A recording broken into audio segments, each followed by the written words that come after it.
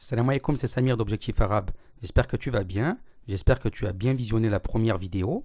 J'espère que tu t'es imprégné un peu de l'alphabet arabe. Pour faire un petit récapitulatif, on a vu que l'alphabet arabe était composé de 28 lettres et que l'arabe se lisait de droite à gauche. On a récité ensemble les 28 lettres de l'alphabet et maintenant on va passer à autre chose. Donc ce qu'il faut faire aussi, c'est mémoriser ces lettres. Essaye de les mémoriser, surtout visuellement avec le son. Donc maintenant on passe à la prochaine partie du cours.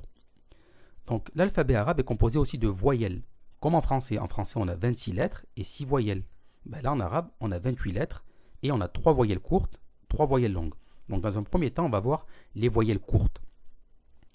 Donc la première voyelle qui est ici, donc c'est un trait qu'on met sur la lettre, comme ici. Cette voyelle là s'appelle Fetha. Fetha qui est le son A. Tout simplement, Fetha, son A. Donc, pour que tu comprennes, on va le voir ensemble. Cette lettre-là, c'est la lettre Ba, comme on a vu ici dans l'alphabet dans le premier cours. Alif, Ba. Ba, c'est le nom de la lettre. Ba, c'est le nom de la lettre. Ça, c'est la Fetha qu'on appelle, qu'on met au-dessus de la lettre, qui a le son A. Mais nous, quand on dit que ça, c'est la lettre Ba, c'est le nom de la lettre. Mais le son, c'est le son B, en fait. Le son B. Donc, si on met le son B avec la Fetha par-dessus, ça donne Ba, tout simplement. Donc ça, c'est la Fetha. C'est la première voyelle courte. La deuxième voyelle courte, qu'on met en dessous de la lettre, qui est un trait aussi, c'est le son I. Donc si on prend la même lettre, qui est le son B, la lettre Ba, et qu'on met une Kesra, on appelle ça une Kesra, ça fait le son I. Donc le son B avec la Kesra, ça fait Bi. Donc on a Ba avec la Fetha. On a Bi avec la Kesra. Et enfin, la troisième voyelle courte, c'est un genre de petit nœud qu'on met au-dessus de la lettre. Et donc, si on prend la lettre Ba toujours, qui a le son B, plus la Damma qu'on appelle, la Damma qui est le son OU, si on les assemble, ça fait... Essaye de deviner avant d'écouter, tu mets pause et tu essayes de deviner, parce qu'ensemble, on a vu que le son B avec la lettre Ba et la Fetha, ça faisait Ba. Le son B de la lettre Ba avec la Kesra, le son I, ça faisait Bi. Et donc là, je t'ai dit que là, c'était le son OU. Donc, qu'est-ce que ça va faire? Le son B avec la Damma, qui est le son OU.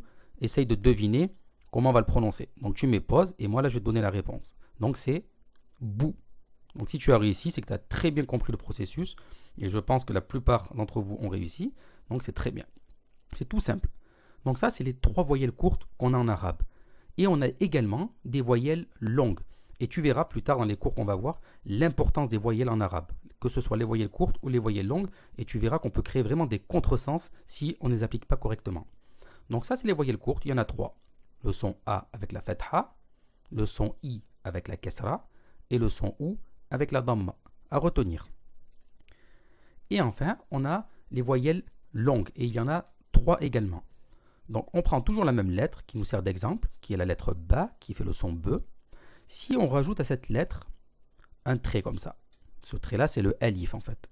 Si on lui rajoute ce trait-là, ça va faire le son A. Ça c'est le son A. Donc pour prolonger le son A, comme ici, on a vu que ce trait-là c'est le A. Si on veut prolonger le son A, on rajoute un trait comme ça. Et ça fait Ba. Ba. Maintenant, si on veut prolonger le son I, on va rajouter la lettre qui est ici. C'est la lettre Ya qui est à la fin de la lettre de l'alphabet qu'on a vu dans le premier cours, ici.